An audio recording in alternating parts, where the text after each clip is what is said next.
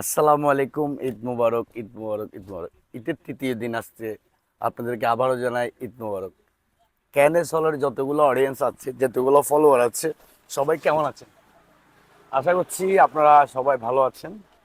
আজকে চলে আসলাম আমি গ্রামে। আর এমন একটি গ্রামে আসছি, খুব সুন্দর একটি। আমার আশপাশটা তো আপনারা দেখতেছেনই। আশপাশটা একটু দেখাও তো ভাইয়া। এই যে কত সুন্দর, এটা হচ্ছে বট গাছ, বটমূল। এখানে কিন্তু প্রতিবার অনেক সুন্দর মেলা হয়। আমার খুব ভালো লাগে এই জায়গাটা। এই জায়গাটাতে আসলে আমার মনটা একবার শীতল হয়ে যায়, তাই এই জায়গাটাতে চলে আসি একটু ঘোরার জন্য, বসার জন্য। আর এখানে প্রতিবার মেলা হয়। তো আসলে আপনারা সবাই ভালো আছেন।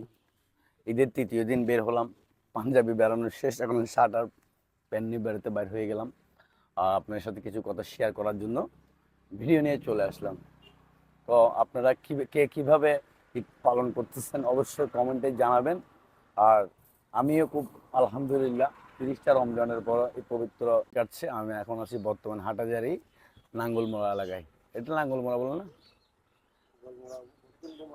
মদ্দন গোমার মদ্দন। এই জায়গাটাতে আপনারা যারা এদিকে আসবেন, এই জায়গাটাতে একটু বসে যাবেন, খুব সুন্দর একটি প্রশান্তি পাবেন। এই জায়গাটা খুব সুন্দর, আমার ভালো লাগে।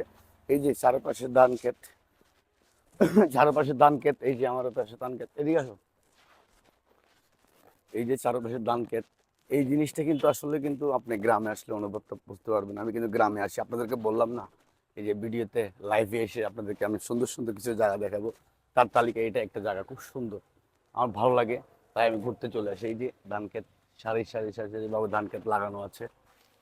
তো আপনারা যারা আমার ভিডিও দেখেন, নিয়মিত যারা করেন, তাদেরকে আবারও জানাই ঈদ মোবারক। ভালো থাকবেন, সুস্থ থাকবেন, দোয়া করবেন আমার জন্য, আমি যেন আপনাদেরকে ভালো ভালো কিছু এই জায়গার রিভিউ দিতে পারি।